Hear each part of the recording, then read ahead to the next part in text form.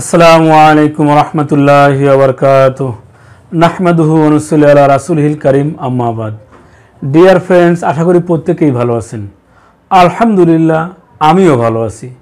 তো বন্ধুরা, আজকে যে বিষয়টি নিয়ে আপনাদের সামনে হাজির হয়েছি তা হচ্ছে সুস্থ সবল সুঠাম দেহের অধিকারী ওই সকল ভাইদের জন্য, যে সকল ভাইদের শারীরিক মানসিকভাবে এখনও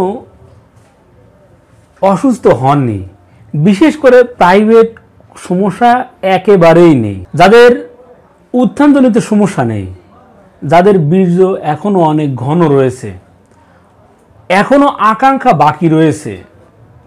তবে আপনি কি জানেন যে কয়েকটি বিষয় রয়েছে, বিশেষ করে 5টি বিষয়, যে 5টি বিষয় যে কোনো সুস্থ সবল মানুষকে যৌন রোগে আক্রান্ত করতে পারে।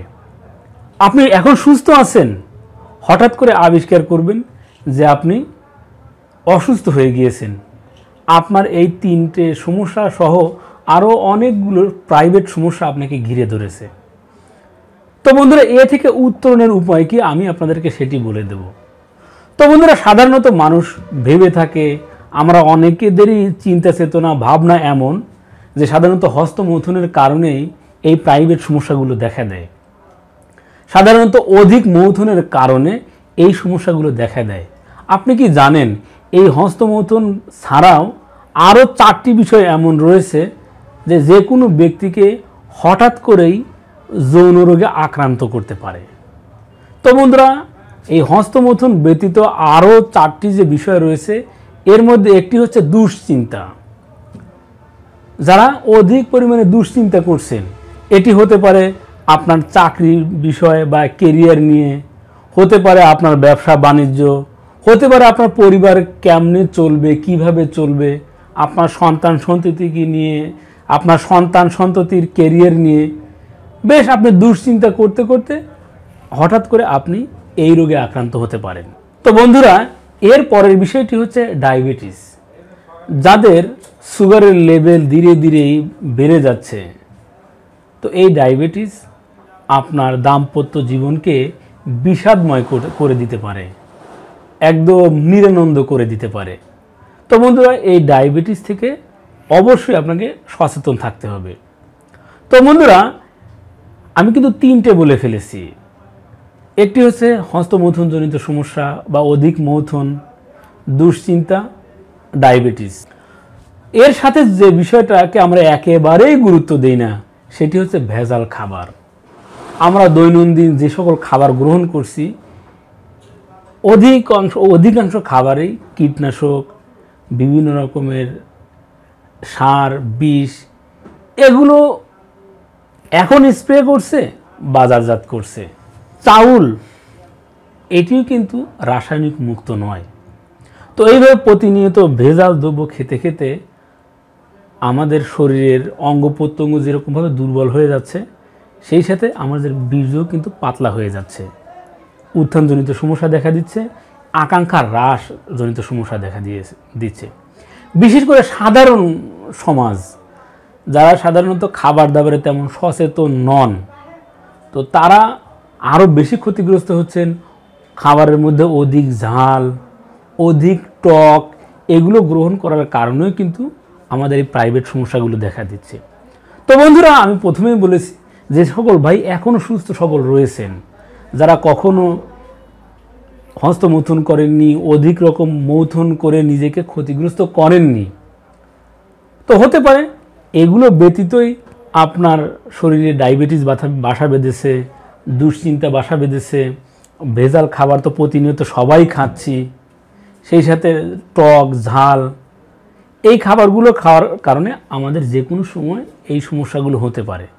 তো বন্ধুরা, সেক্ষেত্রে উত্তরণের উপায় কি?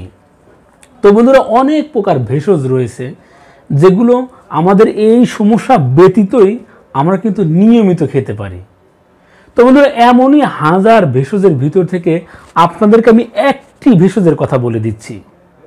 আপনি যতদিন জীবিত থাকবেন, আপনি ততদিন যদি নিয়মিত এই ভেষজটি সেবন করেন, ইনশাআল্লাহ এই যে 5টি সমস্যার কথা বললাম, এই 5টি বিষয় আপনাকে কখনো যৌন রোগে আক্রান্ত করতে পারবে না। তো বন্ধুরা, সেই ভেষজটি হচ্ছে শতমূল, যেটিকে আমরা শতমূল বা শতমূলি বলে থাকি।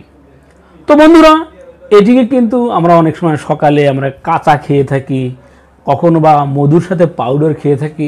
আপনারা যেভাবে ইচ্ছা খুশি আপনারা যে কোনো একজন বিজ্ঞ হাকিমের সাথে পরামর্শ করে খাবেন।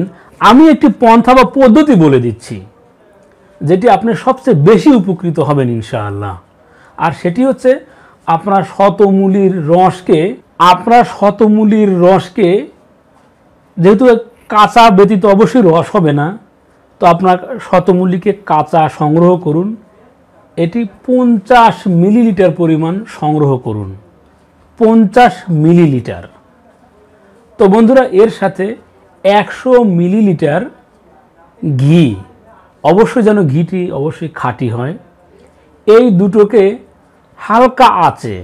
তো বন্ধুরা, হালকা আঁচ শব্দটি যখনই ব্যবহার করা হয় অবশ্যই সেটি গ্যাসের চুলা হলে ভালো হয়। আপনি যদি লাকড়ির চুলা ব্যবহার করেন আগুন আপনার নিয়ন্ত্রণে থাকবে না। সেক্ষেত্রে গ্যাসের চুলার উপর স্টিলের পাত্র হতে পারে, আপনি অ্যালুমিনিয়ামের পাত্র হতে পারে, এই পাত্রে 50 মিলিলিটার পরিমাণ শতমূলির রস, এর সাথে 100 মিলিলিটার পরিমাণ ভালো মানের ঘি, এটি একসাথে হালকা আঁচে জাল করতে থাকুন। এরপরে আপনারা গরম গরম নামিয়ে ফেলুন। এরপরে 3 গ্রাম পরিমাণ, বন্ধুরা যতটুকু পরিমাণ তৈরি হয়ে গিয়েছে এর ভিতর থেকে 3 গ্রাম। তো সাধারণত এই পরিমাপটা আপনাদের বুঝতে সহজ। আমরা যে চা চামচে সাধারণত চিনি ব্যবহার করি বা ঔষধ সেবন করি, এরকম 1 চা চামচ পরিমাণ হলেই কিন্তু মোটামুটি 3 গ্রাম হয়ে যায়। এর সাথে আপনার সামর্থ্য অনুসারে, সাধারণত আমরা বলবো যে সামর্থ্য থাকুক আর না থাকুক, আপনারা চায়ের কাপের 1 কাপ পরিমাণ দুধের সাথে প্রতিদিন সেবন করতে থাকুন। যতটুকু তৈরি করেছেন ফুরিয়ে গেলে আবার তৈরি করুন।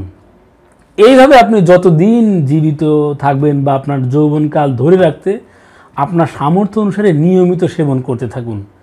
দেখবেন শুধু আপনার এই সেক্সুয়াল প্রবলেম যে সলভ হবে এমন নয়, আপনার ত্বকের বলিরেখা, আপনার উজ্জ্বলতা, আপনার স্মার্টনেস, এক কথায় বুড়িয়ে যাওয়া প্রতিরোধ করতেও কিন্তু এটি যুগান্তকারী ভূমিকা রাখবে।